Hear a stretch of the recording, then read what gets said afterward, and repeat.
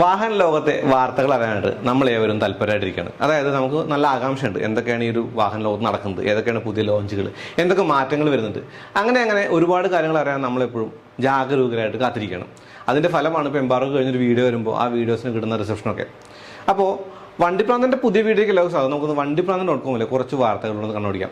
അതായത് വാഹന ലോകത്ത് നടക്കുന്ന പുതിയ കാര്യങ്ങൾ എന്തൊക്കെയെന്ന് അറിയാനായിട്ട് ശ്രമമാണിത്. ഇപ്പോൾ ഈ ഒരു കൈൻഡ് ഓഫ് വീഡിയോസ് നമ്മൾ മുന്നേ ചെയ്തിട്ടുണ്ടായിരുന്നു. അതായത് ഇത്ര വണ്ടികൾ ഈ മാസം ഡിസ്പാച്ച് ചെയ്തു എന്നുള്ളതോ, അല്ലെങ്കിൽ 10 ലക്ഷം താഴെ 15 ലക്ഷം താഴെ കിട്ടുന്ന 10 വണ്ടികൾ ഏതൊക്കെ എന്നുള്ളതോ, അങ്ങനെയുള്ള ഒരുപാട് വീഡിയോസ് നമ്മൾ മുന്നേക്കെ ചെയ്തിട്ടുണ്ട്. അപ്പോൾ ആ ഒരു സീരീസ് അങ്ങനെ അവിടെ കിടക്കുന്നുണ്ടല്ലോ. അപ്പോൾ ആ ഒരു സീരീസിൻ്റെ തുടർച്ചയായിട്ട് ഈ ഒരു വീഡിയോ കാണാം. സ്വാഗതം.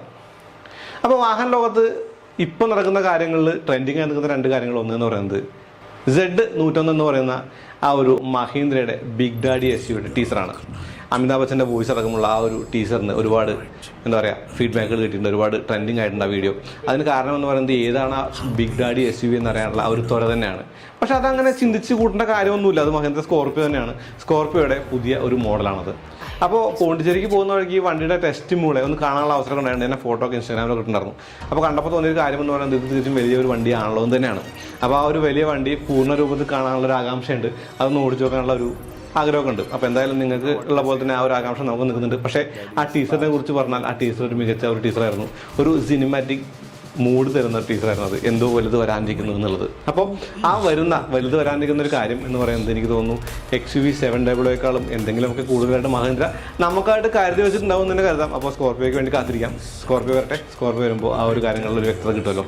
എന്തായാലും Z101 എന്ന് പറയുന്ന ആ കോഡ് നെയിമിൽ വരുന്ന വണ്ടി സ്കോർപിയോ തന്നെയാണ്. ഇനി അടുത്തൊരു വാർത്ത എന്ന് പറയുന്നത് Tata Nexon EV Max launch ആയി എന്നുള്ളതാണ്. 18 ലക്ഷം താഴെയാണ് അവർ ആ ഒരു പ്രൈസ് പറഞ്ഞിട്ടുള്ളത്, ലോഞ്ച് ചെയ്ത പ്രൈസ് പറഞ്ഞിട്ടുള്ളത്. കൂടിയ റേഞ്ച് എന്ന് പറയുന്നത് തികച്ചും ആകർഷകമായ ഒരു കാര്യമാണ്. കാരണം ഏറ്റവും കൂടുതൽ ഇലക്ട്രിക് വെഹിക്കിൾ ഓടിക്കുന്ന ആളുകൾക്ക് വരുന്ന ഒരു കാര്യം എന്ന് പറയുന്നത് എനിക്ക് തോന്നുന്നു റേഞ്ച് ആൻസൈറ്റിയാണ്. അപ്പോൾ ഞാൻ ലോങ് ടൈമായിട്ട് ആ ഒരു ടാറ്റ നെക്സോൺ EV ഓടിച്ചപ്പോഴും മാത്രമല്ല ഇപ്പോൾ ടാറ്റ നെക്സോൺ EV പോലെ തന്നെ കൂടുതൽ റേഞ്ചുള്ള നമ്മുടെ MG ZSUV ആയിട്ട് പോയപ്പോഴൊക്കെ എനിക്ക് റേഞ്ച് തീർന്നു പോകും എന്നുള്ള പേടി ഒരു ആൻസൈറ്റി ആയിട്ട് മനസ്സിൽ കിടന്നായിരുന്നു. നമ്മൾ എപ്പോഴും ഓടിക്കുമ്പോൾ ആ ഒരു കാര്യം ഒരു പ്രശ്നമല്ല. കാരണം എന്തെങ്കിലും ഒരു എടുത്ത് ഓടിക്കുമ്പോൾ ഒന്നും വലിയ വിഷയമില്ല. കാരണം എനിക്ക് ചാർജ് ഓടിക്കുകയും ചെയ്യാം. പക്ഷേ ഡെയിലി കൊണ്ട് നടക്കുന്ന ആളുകൾക്ക് ഇതെങ്ങനെ അതിൻ്റെ ഒരു ആൻസൈറ്റി എങ്ങനെയൊക്കെ അറിയുന്നു അല്ലെങ്കിൽ റിക്കവർ ചെയ്യുന്നു എന്നുള്ളത് അറിയാനായിട്ട് താല്പര്യമുണ്ട്. അപ്പോൾ നിങ്ങൾ EV ഓടിക്കുന്ന ആളാണെങ്കിൽ അതിൻ്റെ ഒരു കാര്യം താഴെ കമൻറ്റ് ചെയ്യൂ. നമുക്ക് വേണമെങ്കിൽ ഒന്ന് മീറ്റ് ചെയ്യുക, ഒരു വീഡിയോ ചെക്കാവാം. എനിക്കൊരു ആ ഒരു ഇൻപുട്ടൊക്കെ കിട്ടുമല്ലോ. അപ്പോൾ ടാറ്റ നെക്സോൺ EV മാക്സിനെ കുറിച്ച് പറഞ്ഞാൽ ടാറ്റ നെക്സോൺ EV മാക്സ് കാണാനായിട്ട് വലിയ മാറ്റങ്ങളൊന്നും ഇല്ല എന്നുള്ളതാണ് ഫോട്ടോയിലൊക്കെ മനസ്സിലായത്. വണ്ടി നേരിട്ട് കാണേണ്ടതുണ്ട്. ഡ്രൈവ് നമ്മൾ വിചാരിച്ച് തന്നെ ചെയ്യുന്നുണ്ട്. അപ്പോൾ വീഡിയോ ഒക്കെ എന്തായാലും വരും. എനിക്ക് തോന്നുന്നു റേഞ്ചിനും രൂപത്തിനും അപ്പുറം കുറേ അധികം ഫീച്ചേഴ്സ് വന്നിട്ടുണ്ട്. ഇപ്പോൾ ഹൈ എൻഡ് വണ്ടികൾക്ക് തുല്യമായിട്ടുള്ള ഫീച്ചേഴ്സ് ഇപ്പോൾ എല്ലാ വണ്ടിക്കും വന്നിട്ടുണ്ട്. വെന്റിലേറ്റർ സീറ്റ്സ് ഫോർ എക്സാമ്പിൾ അത് നെക്സോൺ EV ഉണ്ട്. കൂടാതെ 4 വീൽ ഡിസ്ക് ബ്രേക്കുകൾ, auto hold, electric park brake, കൂടാതെ hill hold assist, hill design control, അങ്ങനെ ഒരുപാട് ഫീച്ചേഴ്സ് ഉണ്ടെന്നാണ് ടാറ്റ മോട്ടോഴ്സ് പറയുന്നത്. അപ്പോൾ നേരിട്ട് കാണാനുള്ള അവസരം ഇവിടെ തന്നെ ഉണ്ട്. അപ്പോൾ വണ്ടി വീഡിയോ ചെയ്യുന്നതിനെ കുറിച്ച് കൂടുതൽ എനിക്ക് തോന്നുന്നു കൂടിയ റേഞ്ചുള്ള നെക്സോൺ EV വരുമ്പോൾ ആ ഒരു നെക്സോൺ EVയുടെ സെയിൽസ് ഒന്നുകൂടി വിപുലപ്പെടും. കാരണം നെക്സോൺ EV എടുക്കുന്ന ആളുകളിൽ കുറച്ച് ആളുകൾക്ക് ഇപ്പോൾ ലോങ് പോകാൻ പറ്റില്ലല്ലോ എന്നുള്ളൊരു ഫീൽഡ് മാറി നിൽക്കുന്ന ആൾക്കാരാണ്. അപ്പോൾ ഇന്ന് തന്നെ ഒരു സുഹൃത്തിനെ വിളിച്ചിട്ട് നമുക്ക് നെക്സോൺ EV എടുക്കുന്നതിനെ കുറിച്ച് ആലോചിക്കാം. നെക്സോൺ EV മാക്സ് കൊള്ളാലോ എന്ന് ചോദിച്ച ഒരു അനുഭവം കൂടിയുണ്ട്. അപ്പോൾ എന്തായാലും നെക്സോൺ EVയുടെ ഡ്രൈവിനായിട്ട് വെയിറ്റ് ചെയ്യും EV മാക്സിൻ്റെ. ഇനി മാരുതി സുസുക്കി തങ്ങളുടെ വണ്ടികൾക്ക് അത്യാവശ്യം നല്ല ഓഫറുകൾ പറയുന്നുണ്ട് ഈ ഒരു മാസം, മെയ് മാസത്തിൽ. 3 വണ്ടികൾക്കാണ് പ്രത്യേകിച്ചും ഓഫർ പറയുന്നത്. ഒന്ന് ഇഗ്നിസിനും, ഒന്ന് എസ്ക്രോസിനും, ഒന്ന് സിയാസിനുമാണ്. ഇപ്പോൾ ഈ ഒരു 3 വണ്ടികളും അത്യാവശ്യം നന്നായി തന്നെ വിൽക്കുന്ന വണ്ടികളാണ്. ഇഗ്നിസ് എന്ന് പറയുമ്പോൾ അത്യാവശ്യം മികച്ച ഒരു hatchback cum micro SUV ആണ്. ഞാൻ ഹാച്ച് ബാക്ക് എന്ന് വിളിക്കാൻ ആഗ്രഹിക്കുന്ന ഒരു മൈക്രോ SUV ആണ്. പിന്നെ എസ്ക്രോസ് എന്ന് പറയുന്നത് മാരുതിയുടെ പ്രധാന വണ്ടികളിലൊന്നാണ്. സിയാസ് ഒരു പ്രോപ്പർ സെഡായ വണ്ടിയാണ്. അപ്പോൾ ഈ വണ്ടികളൊക്കെ തന്നെ ഇപ്പോൾ അത്യാവശ്യം നല്ല ഓഫേഴ്സ് ഉണ്ട്. കോർപ്പറേറ്റ് ഓഫേഴ്സും എക്സ്ചേഞ്ച് ബോണസും അങ്ങനെയുള്ള കാര്യങ്ങളൊക്കെ കൂടി ചേർന്നിട്ട് ഒരു പർട്ടിക്കുലർ എമൗണ്ട് ഓഫറായിട്ട് പറയുന്നുണ്ട്. അപ്പോൾ അങ്ങനെ പറയുമ്പോൾ കാര്യം എന്ന് പറയുന്നത് വാഹനങ്ങളുടെ വില റോക്കറ്റ് പോലെ കുതിച്ചു നിൽക്കുന്ന ഒരു അവസരത്തിൽ കുറഞ്ഞ പൈസയെങ്കിലും ഓഫറായിട്ട് കിട്ടുമെന്നുള്ളത്, അതായത് കുറച്ച് പൈസയെങ്കിലും ഓഫറായിട്ട് കിട്ടുമെന്നുള്ളത് ഒരു ഗുണമായിട്ട് പറയാം. അപ്പോൾ വണ്ടി വാങ്ങാൻ ആഗ്രഹിക്കുന്ന ആളുകൾക്ക് മികച്ച ഒരു മാസമായിട്ട് മെയ് മാസത്തെ കാണാൻ തോന്നുന്നു. ഇനി സിയാസിന് അവർ പറയുന്ന ഓഫർ എന്ന് പറയുന്നത് 35,000 രൂപ വരെയാണ്. അത് ഈ കോർപ്പറേറ്റ് ഓഫറും ആ ഒരു എക്സ്ചേഞ്ച് ബോണസും അങ്ങനെയുള്ള ഓഫറുകളെല്ലാം കൂടി ചേർന്നിട്ടാണ്. അപ്പോൾ ഇഗ്നിസിനാണെങ്കിൽ 32,000 രൂപയുടെ ഓഫർ മാരുതി സുസുക്കി പറയുന്നുണ്ട്. എനിക്ക് തോന്നുന്നു പാൻ ഇന്ത്യ ഓഫേഴ്സാണത്. അപ്പോൾ ആ ഒരു ഓഫറുകളൊക്കെ ഉപയോഗപ്പെടുത്തിക്കോളൂ. എസ്ക്രോസിന് ഏകദേശം 47,000 രൂപയുടെ ഓഫറാണ് മാരുതി സുസുക്കി ഓഫർ ചെയ്തിട്ടുള്ളത് അല്ലെങ്കിൽ പറഞ്ഞിട്ടുള്ളത്. അപ്പോൾ സിയാസിന് അല്ലെങ്കിൽ ഇഗ്നിസിന് അല്ലെങ്കിൽ എസ്ക്രോസിനൊക്കെ കിട്ടുന്ന ഓഫറുകൾ ഒരു ഗുണമായി കണ്ട് വാഹനം വാങ്ങാനുള്ള ആളുകൾക്ക് ഇപ്പോൾ അത് വിനിയോഗിക്കാം എന്നുള്ളത് ഒരു നല്ല കാര്യമായിട്ട് തോന്നുന്നു. വില കൂടി നിൽക്കുന്ന സമയത്ത് കിട്ടുന്ന ഓഫറായി അല്ലെങ്കിൽ കിട്ടുന്ന ലാഭം നല്ലതല്ലേ. പിന്നെ വണ്ടിപ്രാന്തൻ.com കിടക്കുന്ന ഒരു വാർത്ത എന്ന് പറയുന്നത് Mercedes Benz C class launch ചെയ്തു എന്നുള്ളതാണ്. അപ്പോൾ ഒരുപാട് വീഡിയോസൊക്കെ വന്നിട്ടുണ്ട്, ഒരുപാട് പേര് വീഡിയോസ് വന്നിട്ടുണ്ട്. അപ്പോൾ വീഡിയോസൊക്കെ നിങ്ങൾ കണ്ടോളൂ. അതായത് ഒരുപാട് ഫീച്ചേഴ്സുള്ള ബേബി എസ് ക്ലാസ് എന്നൊക്കെ വിളിക്കാവുന്ന രൂപഭംഗിയുള്ള സി ക്ലാസ് അത്യാവശ്യം റിലവൻ്റ് ആണ്. ഇപ്പോൾ 55 ലക്ഷം രൂപ മുതലാണ് ആ ഒരു വണ്ടിയുടെ വില സ്റ്റാർട്ട് ചെയ്തിട്ടുള്ളത്. കൂടാതെ 3 എഞ്ചിൻ ഓപ്ഷൻസ് ഉണ്ട്. അതായത് 3 ഓപ്ഷൻസ് എന്ന് പറയുമ്പോൾ C200, C200D, C300D എന്ന 3 എഞ്ചിൻ ഓപ്ഷൻസ് ഉണ്ട്. അപ്പോൾ 3 എഞ്ചിൻ ഓപ്ഷൻസ് എന്നല്ല പറയാം, 3 പവർ ഓപ്ഷൻസും 2 എഞ്ചിൻ ഓപ്ഷൻസും ആണ്. എന്തായാലും സി ക്ലാസിൻ്റെ വീഡിയോ നമ്മൾ ചെയ്യുന്നുണ്ട്, ചെയ്യുമ്പോൾ അതിനെ കുറിച്ച് കൂടുതൽ പറയാം. ഇന്നത്തെ കാര്യം ടാറ്റ ACV ആണ്. അപ്പോൾ ടാറ്റ മോട്ടോഴ്സ് EVയിൽ അല്ലെങ്കിൽ ഇലക്ട്രിക് വെഹിക്കിളിൽ കൂടുതൽ ഫോക്കസ് ചെയ്യുന്നതെന്ന് അറിയാലോ.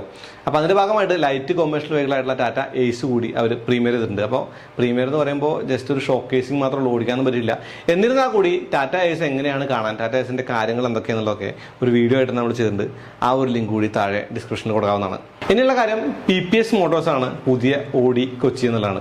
ഓഡി ഇന്ത്യയുടെ ഹെഡായിട്ടുള്ള മിസ്റ്റർ ബൽബീർ സിംഗ് ഹിൽഡുമായിട്ട് ഒരു ചെറിയ കോൺവെർസേഷൻ നടത്താനുള്ള അവസരം ഉണ്ടായിരുന്നു. അപ്പോൾ അവർ പറഞ്ഞൊരു കാര്യം എന്ന് പറയുന്നത് PPS മോട്ടോഴ്സ് ഓഡി കൊച്ചി ഏറ്റെടുക്കുകയാണ്. അപ്പോൾ ഓഡി കൊച്ചിയുടെ ഷോറൂം കൊച്ചിയിൽ മാത്രവും സർവീസ് സെൻറ്റർ ട്രിവാൻഡ്രം അല്ലെങ്കിൽ കാലിക്കറ്റ് എന്നിവിടങ്ങളിലും കൂടി ഉണ്ട് എന്നുള്ളതാണ്. അപ്പോൾ കൂടുതലായിട്ട് ആഫ്റ്റർ സെയിൽസിൽ കൂടി ഫോക്കസ് ചെയ്യുന്നുണ്ട് എന്നുള്ളതും കുറേ അധികം മോഡൽസ് ഇന്ത്യയിലേക്ക് വരുന്നു എന്നുള്ളതും, അപ്പോൾ കൊച്ചിയിലെ ഒരു ഹബ്ബ് അവരെ കുറച്ചുകൂടി സെയിൽസിന് സഹായിക്കുമെന്ന് കരുതുന്നു എന്നുള്ളതൊക്കെയാണ് അദ്ദേഹം പറഞ്ഞത്.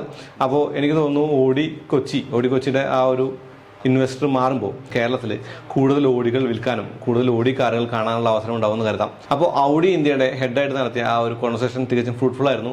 അപ്പോൾ ഒരു വീഡിയോ ഞാൻ ചെയ്തിട്ടുണ്ട്, ഇംഗ്ലീഷ് വീഡിയോ നമ്മുടെ ചാനലിട്ടാൽ നിങ്ങൾ കാണുമോ എന്നുള്ള ഒരു സംശയത്തിൽ നിൽക്കുകയാണ്. കാണുമെന്നാണെങ്കിൽ താഴെ കമൻറ്റ് ചെയ്യൂ. ഇനി പതിവ് പോലെ ഏപ്രിലിൽ വിറ്റ ആ ഒരു മികച്ച സെയിൽസിൽ വന്നിട്ടുള്ള 10 വണ്ടികളെ കുറിച്ച് പറയാം. ഇത് ഫാക്ടറി ഡിസ്പാച്ച് ആണ്, വീണ്ടും പറയുന്നു. അപ്പോൾ ആ ഒരു ലിസ്റ്റിൽ കണ്ട കൗതുകമുള്ള കാര്യമെന്ന് പറയുന്നത് 10ാം നമ്പറിൽ ടാറ്റ പഞ്ച് ഉണ്ട് എന്നുള്ളതാണ്. ടാറ്റ മോട്ടോഴ്സ് അധികം വിൽക്കുന്ന വണ്ടികൾ എന്ന് പറയുന്നത് നെക്സോണും പഞ്ചുമാണ് ഇപ്പോൾ.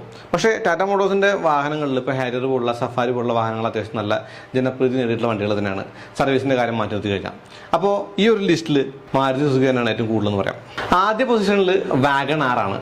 വാഗണാറിൻ്റെ ഇപ്പോഴത്തെ ഒരു കാര്യം പറഞ്ഞാൽ വാഗണാറിൻ്റെ പുതിയ ഡുവൽ ജെറ്റ് എന്ന് പറയുന്ന ആ വണ്ടി നമ്മൾ ഓടിക്കണ്ടായി. അത്യാവശ്യം നല്ല ഓടിക്കാൻ ഫണ്ടുള്ള അത്യാവശ്യം നല്ല ഫ്യൂൽ എഫിഷ്യൻസിയുള്ള വണ്ടിയാണത്. ആ വീഡിയോ കണ്ടില്ലെങ്കിൽ ലിങ്ക് താഴെ കൊടുക്കാം. ആ ഒരു റെഡ് കളറും അത്യാവശ്യം കൗതുകമുണ്ട്. 17,766 വണ്ടികളാണ് ഡിസ്പാച്ച് ചെയ്തിട്ടുള്ളത് വാഗണാർ.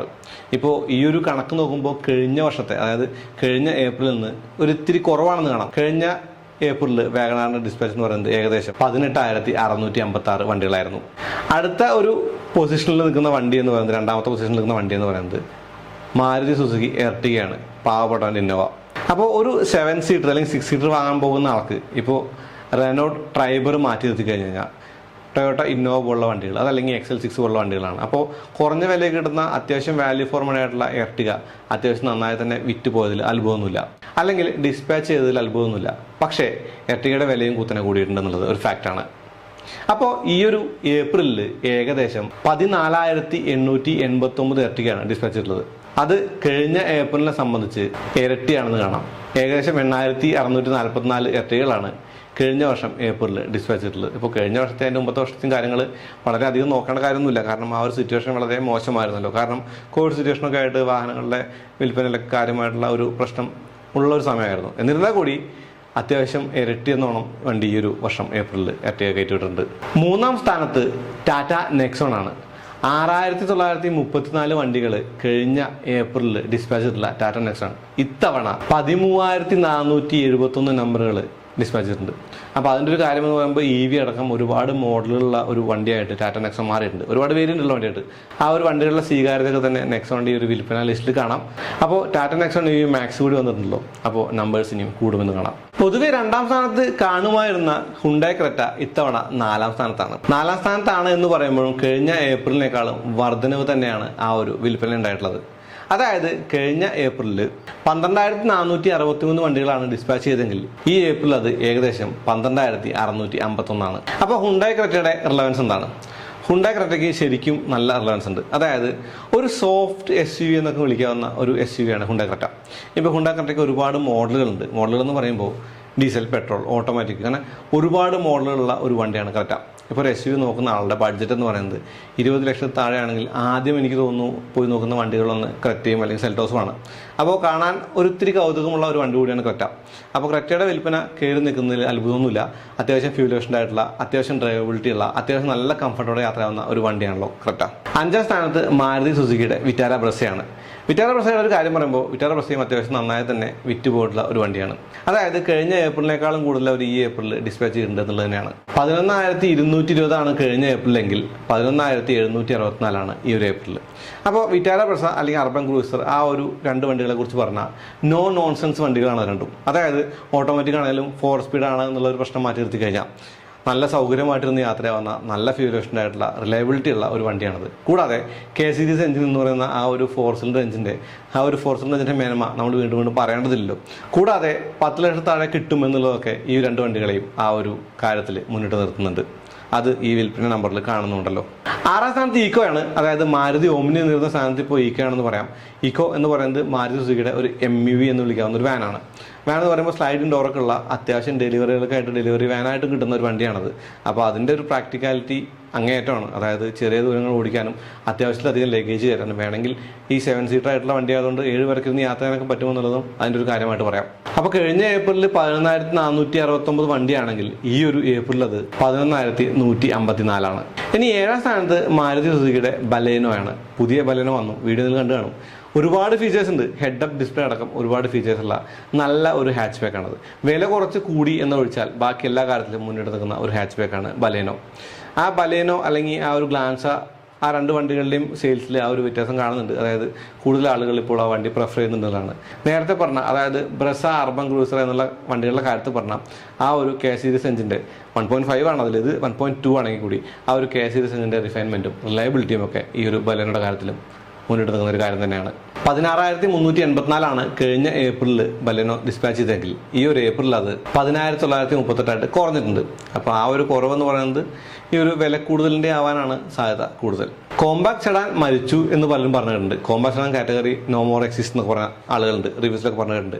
പക്ഷേ അങ്ങനെയൊക്കെ പറയുമ്പോഴും ഈ ഒരു കാര്യങ്ങളെയൊക്കെ അങ്ങ് തള്ളിക്കളഞ്ഞിട്ട് വിറ്റുപോകുന്നൊരു വണ്ടിയാണ് മാരുതിയുടെ ഡിസയർ.